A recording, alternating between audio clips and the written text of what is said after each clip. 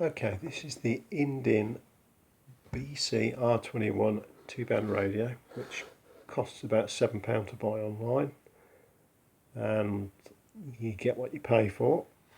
It's a little battery operated AM/FM radio with an out of focus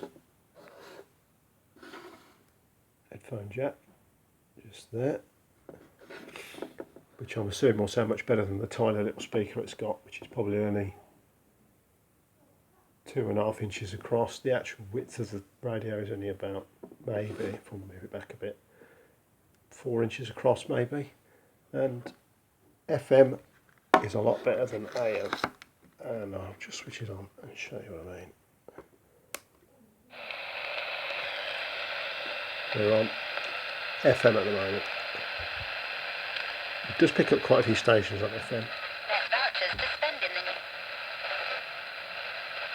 Be taking pain medication, but they have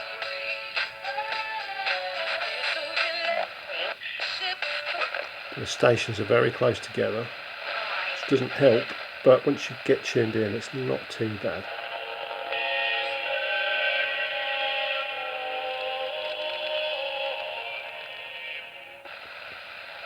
There is a bit of background here, so it's not particularly a good receiver, but it does pick stations up.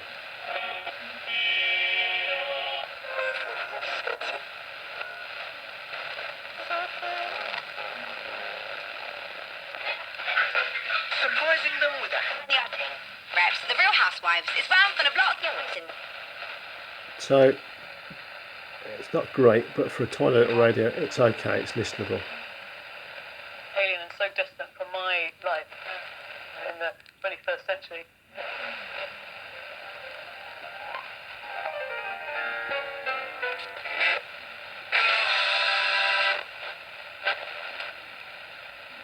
AM is a bit of a different story.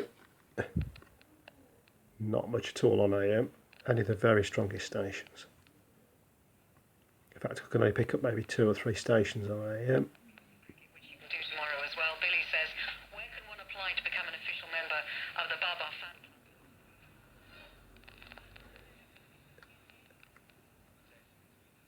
club? And they're there, but they're very faint stations. It does get quite loud, but there's not much to pick up there on it, AM. There should be, but there isn't. Runs on 2 AA's,